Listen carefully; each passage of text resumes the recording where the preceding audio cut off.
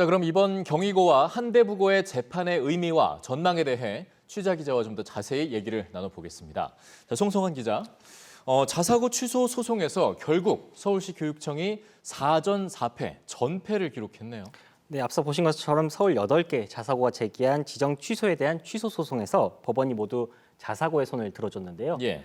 전국으로 확대하면 가장 먼저 판결이 나왔던 부산의 해운대고 역시 1심에서 자사고가 이겼습니다. 다음 달엔 경기 안산 동산고의 1심 판결이 남아있는데요.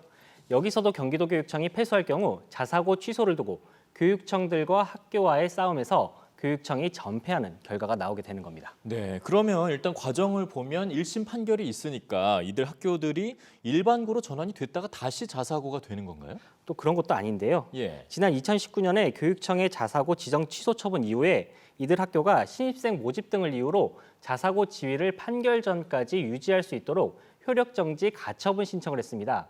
이를 법원이 받아들여서 지정 취소 처분을 받은 학교들은 2년이 지난 지금까지 자사고 지위를 유지하고 있으면서 신입생을 모집하고 학사 과정을 운영할 수 있었는데요. 법원의 최종 판결이 나는 앞으로 2, 3년간은 현재와 같은 자사고 형태가 그대로 유지되는 겁니다.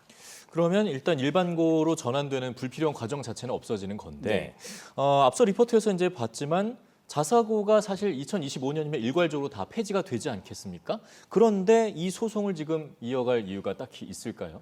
네, 바로 그 점 때문에 교육청이 항소를 이끌어가는 게 행정력 낭비라는 지적이 계속해서 있어 왔습니다. 예. 서울시 교육청은 이미 1심 재판에 1억 원이 넘는 돈을 썼고 항소심에서도 비슷한 비용이 들 것으로 예상되면서 예산 낭비란 지적도 이어지는데요. 학교 역시 소송 비용은 부담입니다. 이 때문에 자사고 교장단들은 오늘 기자회견에 앞서 지난주 교육청에 방문해서 적절한 협의점을 찾아보자고 제안했지만 교육청은 항소할 뜻을 고수하고 있는 상황입니다. 예, 고민이 좀 필요해 보입니다. 그런데 이렇게 이제 유지하려고 하는 학교가 있는가 하면 자사고 평가를 통과하고도 일반고로 전환을 하려고 하는 학교가 있어요. 네, 서울의 동성고인데요. 예. 지난 2019년 자사고 평가를 통과해서 2025년까지 자사고 형태를 유지할 수 있게 됐는데요.